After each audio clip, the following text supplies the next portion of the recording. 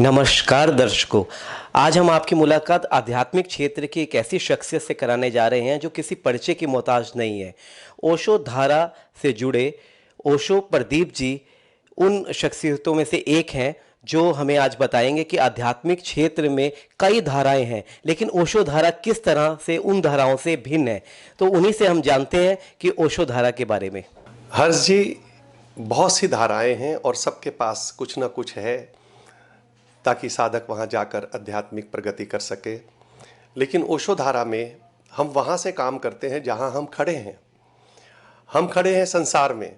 हम सीधा अगर अध्यात्म में जाना चाहें तो नहीं जा सकते हैं। इसलिए हम अपने प्रोग्राम में पहले 3 दिन वहाँ से चलते हैं जहाँ साधक खड़ा है, परिवार में, संसार में। तो सबसे पहले हम बात करते हैं कि तुम्हारी खोज क्या है, क्या खोज रहे हो इस संसार में जिससे तृप्ति मिल जाए। क्योंकि हमें ये पता ही नहीं हम खोज क्या रहे हैं। हम कई दफ़े 100 साधक से पूछते हैं क्या खोज रहे हो, उसको पता ही नहीं हम इस संसार में क्या खोज रहे हैं, किससे तृप्ति मिलेगी। तो पहली बात, हम क्या खोज रहे हैं, जब तक ये पता ना लग जाए जब तक हम चल ही नहीं सकते। फिर हम दूसरी पूछते हैं सम्यक दृष्टि। जैसी दृष्टि वैसी सृष्टि, सभी ने कहा है। तो इसलिए पहले कैसी दृष्टि रखें इस संसार को देखने की। यह संसार एक पर्दा है, खाली पर्दा है। इसमें जो प्रोजेक्टर से आता है वही दिखाई देता है।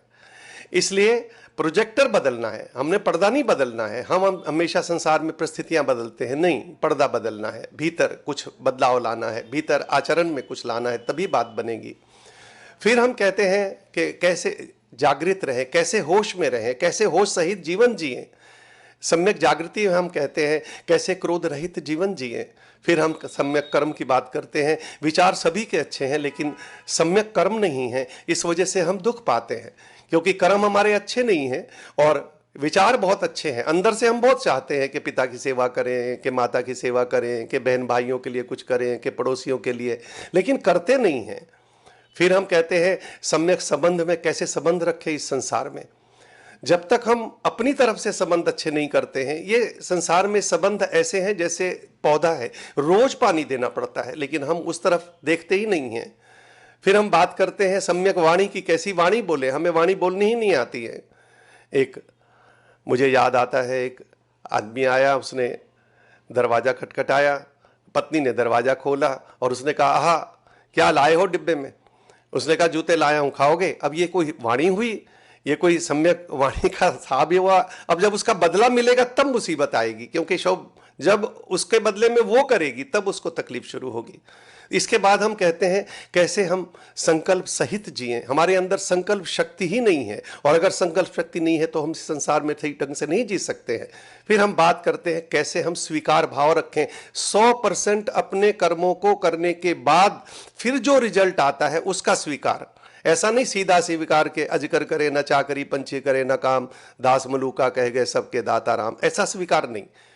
जो भी परिस्थिति, अपने कर्म को 100% करने के बाद फिर जो आता है उसका स्वीकार, तब इस संसार में बात बनती है। तो ये हुआ, जो हमारे भीतर हमने कांटे गाड़ रखे थे उनको निकालना है पहले। जब वो निकल जाएं तब हम उसमें कुछ डाल सकते हैं। तो हम इसको ऐसा प्रोग्राम बनाते हैं ताकि साधक आए, अपनी बात बताए, ताकि हम देख सकें कहाँ भूल हो रही है, क्या तथ्य है, क्या सत्य है और क्या हम उसमें कथा जोड़ते हैं जिसकी वजह से हम दुखी होते हैं।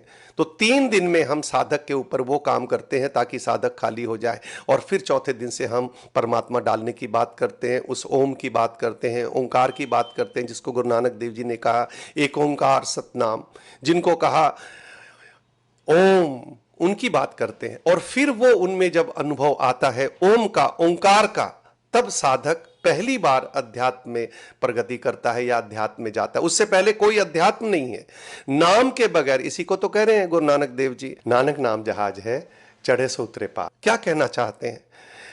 यही कहना चाहते हैं कि इस नाम के बगैर, इस ओम के बगैर, इस ओंकार के बगैर कोई भी आज तक ना पहुंचा है ना पहुंच सकता है। और यही सबसे बड़ी बात है। और यशोधारा में हम पहले 6 दिनों में उस नाम, उस ओंकार, उस ओम को देते हैं और फिर साधक बनता है, साधक आध्यात्मिक बनता है, साधक अध्यात्म में तरक्की करता है। धन्यवाद।